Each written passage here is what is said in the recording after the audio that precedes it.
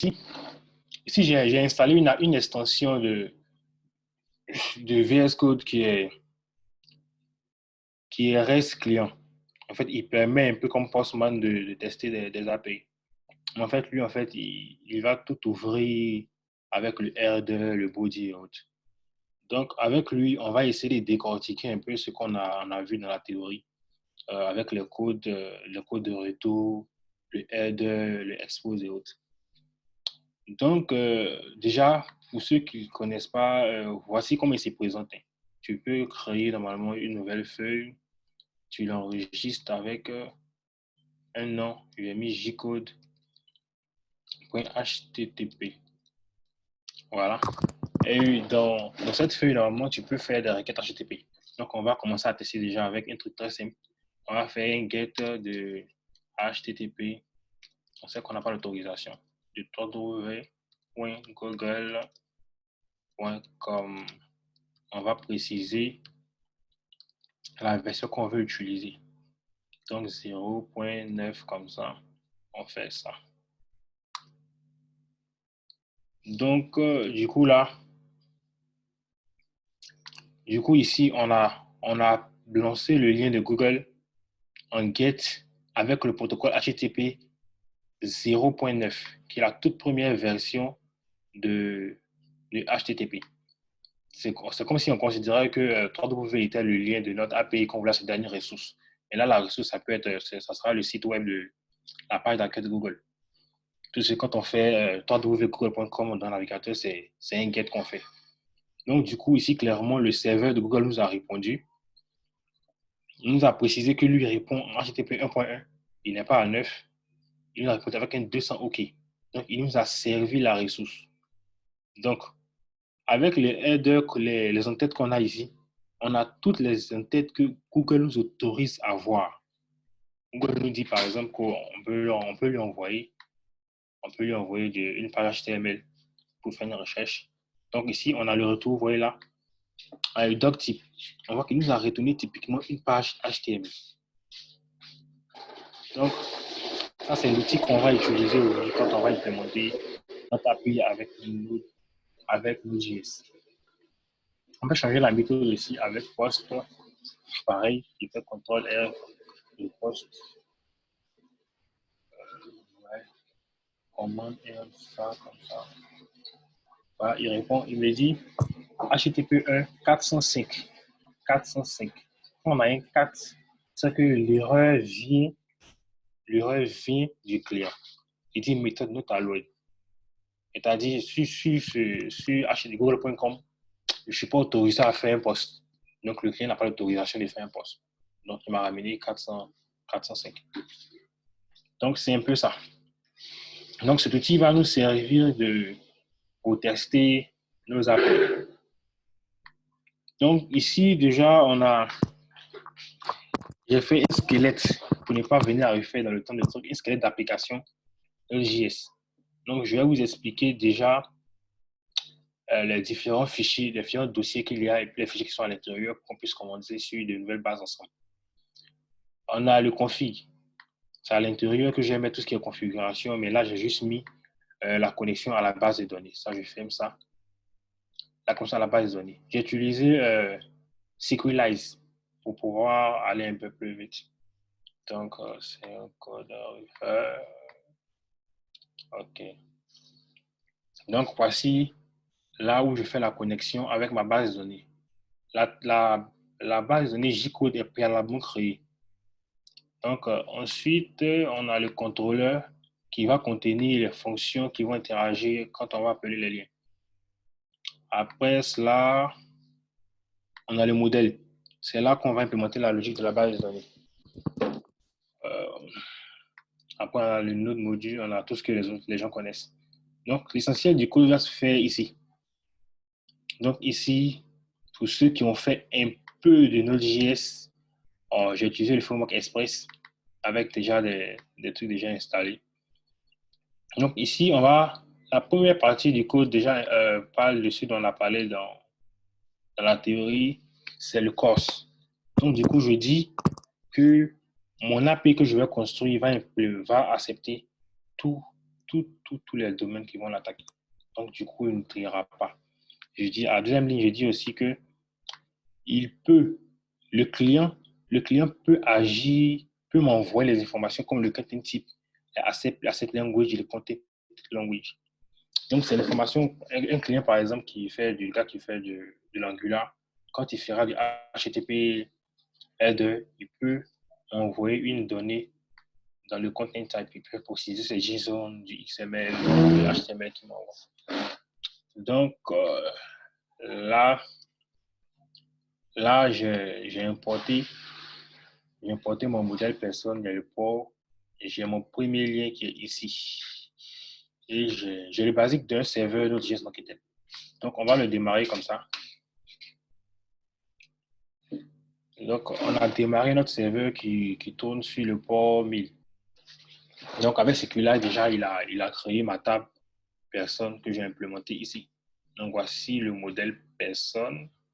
Donc, on va créer une table personne qui a un ID, qui a un nom, qui a un prénom. Donc, je ne sais pas comment partager mon PHPMyAdmin. Mais il a créé en fait la table personne dans la base de données J-code que j'ai préalablement créé. Donc, on va venir dans ça peut déplacer ça. Ctrl N. OK. On va venir ici et on va essayer de faire un get puisqu'on a implémenté une méthode get ici. On va essayer de faire un get sur l'API qu'on a fait. Donc, je fais get HTTP 127.0.0.1 2.1000.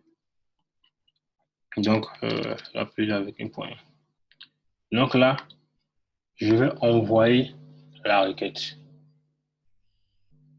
Donc, voici que mon API qui tourne sur le port 1000 a répondu.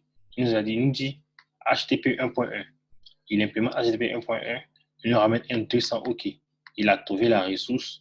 Et là, il voit qu'il me met Access Control Origin All. Il me précise en fait les autorisations que le serveur lui a données en tant que client. Donc là, il me dit qu'il a fermé la connexion parce que le serveur finit de répondre. Et là, il me ramène le data, les données. Donc, du coup, moi, c'est pas comme une convention, mais c'est une méthode de travail. Quand je fais une API, que mon serveur m'ait retourné 200 ou 400 ou 500 ou 401, j'ai des codes ici, comment je mets. Quand il y a succès, j'ai 1, quand j'ai erreur, j'ai 0.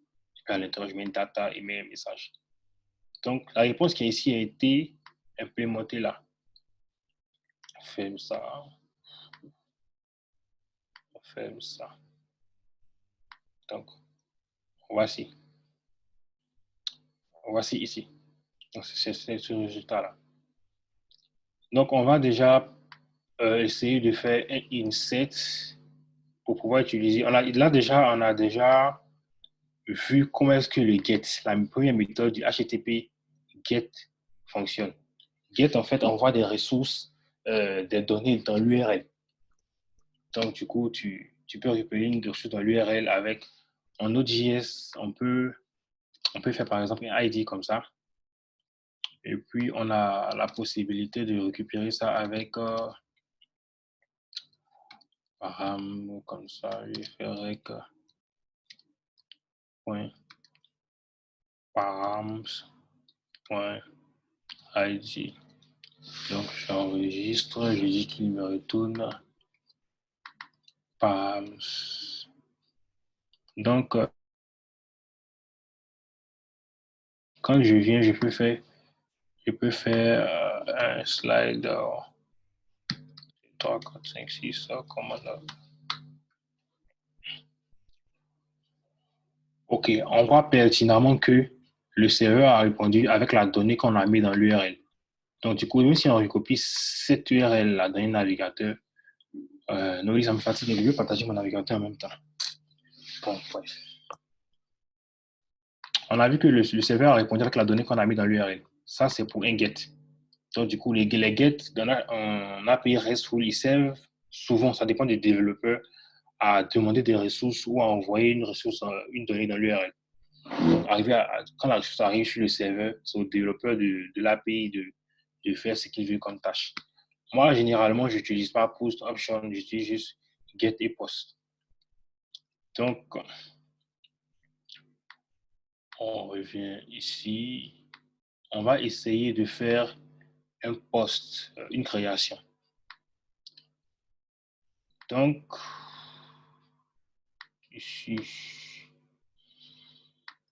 ici déjà, on va importer le modèle personne.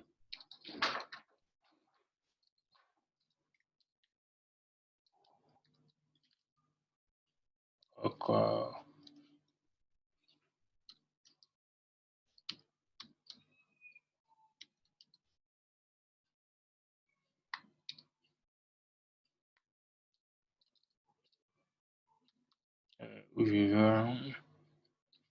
je dois aller dans le modèle ici. Donc, j'ai utilisé le chemin que j'ai essayé de faire une fois.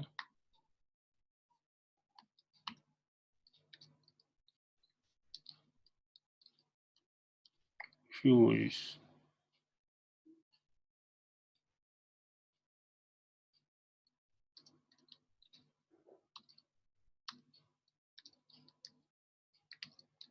Donc, là, j'ai ça. Je veux faire un find.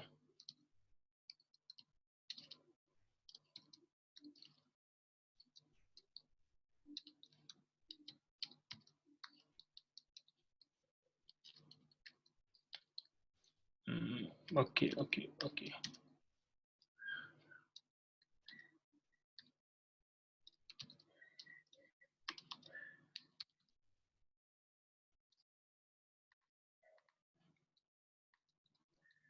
Donc, déjà, là, on va essayer de faire un fetch dans la base, dans la table personne pour essayer de récupérer les données qui y sont. Donc, puisque là, c'est le contrôleur, on va venir ici, non, ici, pour pouvoir importer sur le contrôleur.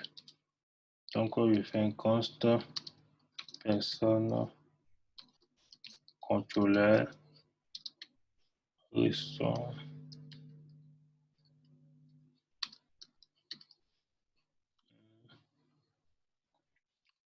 contrôleur main contrôleur. Ici, on va retirer ça pour faire ça, pour faire index.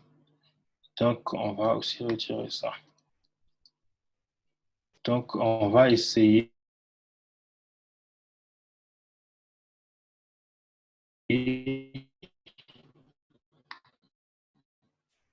d'avoir.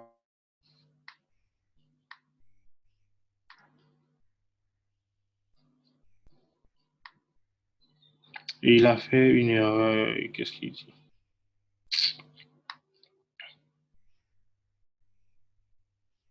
Il dit, je suis ici, je sors une fois.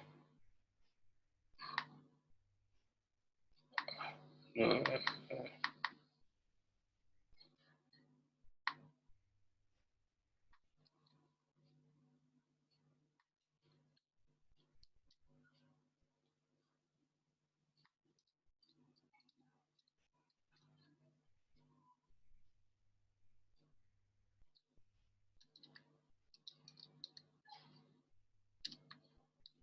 OK.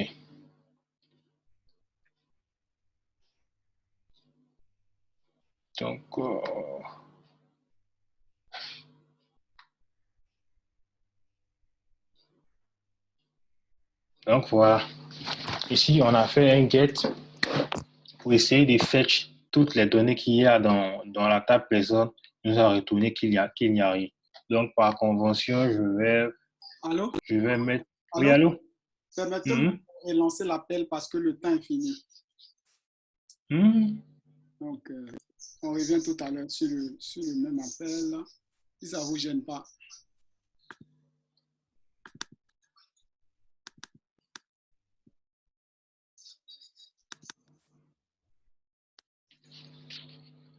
Allô? Vous êtes là? Oui, allô? Ouais. Oui, oui, on est tous là. Je souhaiterais relancer l'appel pour qu'on ait plus de temps dans la pratique. Il n'y a pas de Ok. souci me concernant. Ok, donc, désolé pour tous les désagréments et à tout à l'heure. Donne-moi une minute. Ok.